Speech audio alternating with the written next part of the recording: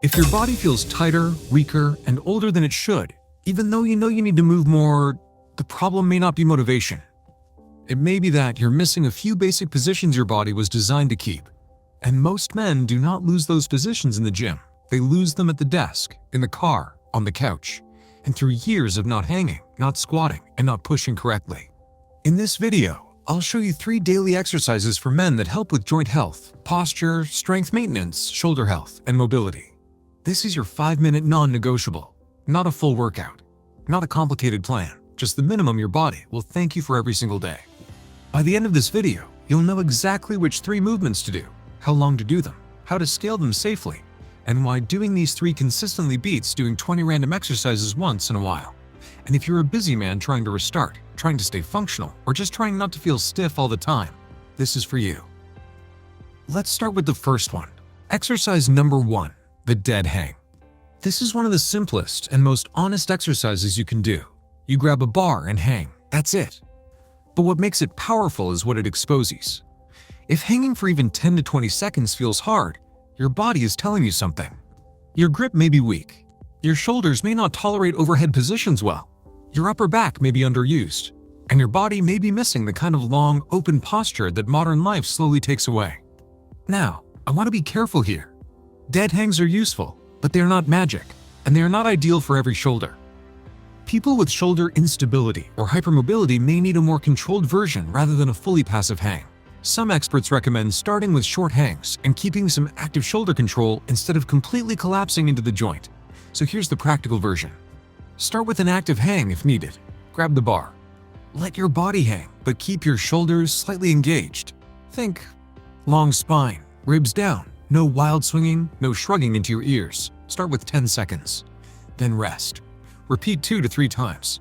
If that feels good, build toward 20 to 30 seconds daily. Why do this every day? Because this movement trains something many men quietly lose: the ability to support their body through the hands while the shoulders sit overhead with control. It also challenges grip strength, and grip strength matters more than most people realize. Weak grip often shows up alongside overall deconditioning, and strong hands tend to support stronger training everywhere else. Common mistakes? Going fully limp when your shoulders are not ready. Holding your breath. Swinging all over the place. And forcing long hangs too early. Think of the dead hang as a reset position, but only if you earn the position safely. Exercise number 2, the deep squat hold. This one is less about ego and more about reclaiming a position. A lot of men can still sit in a chair for 8 hours, but ask them to sit in a deep squat for 20 seconds, and suddenly the ankles feel blocked, the hips feel stuck, the low back rounds, and the balance disappears. That is useful information, because the deep squat hold shows you how much mobility you may have lost from years of sitting. Now again, let's keep this honest. The claim that some cultures have dramatically lower knee osteoarthritis because they squat more is too simplistic, and the research on squatting and knee health is more mixed than that. Some research has linked prolonged daily life squatting with higher knee OA risk in certain populations, while more recent reviews suggest properly performed deep squats can be safe for healthy knees in training settings. That's exactly why I like the deep squat hold as a practice, not as punishment. Done correctly, and within your current ability, it can help you restore ankle mobility, hip mobility, balance, position awareness, and comfort close to the ground. Here's how to do it. Stand with your feet about shoulder width, maybe slightly wider. Turn your toes out a little if needed. Now squat down as low as you can while keeping your feet flat. If you cannot get there without falling backward, hold on to a door frame, a chair, or a stable support. Your goal is not to look impressive. Your goal is to spend time in the position without pain. Start with 20 to 30 seconds. Breathe slowly.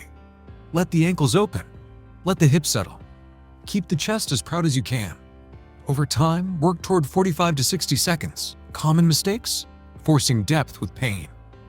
Letting the heels pop high if you are pretending it's fine. Rounding hard and collapsing.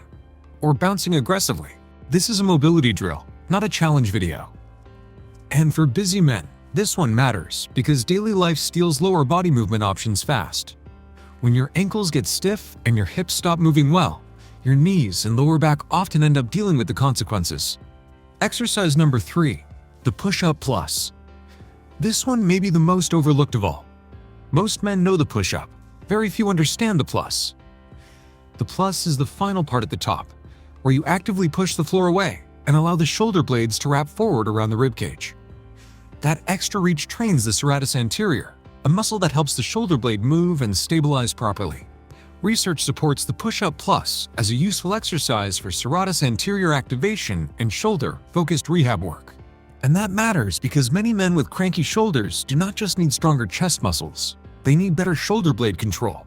Here's how to do it. Set up in a push-up position, hands under shoulders, body in a straight line, lower under control. Press back up. Now here's the key. At the very top, do not stop when your elbows straighten. Push a little farther. Spread your shoulder blades around your ribs. That is the plus.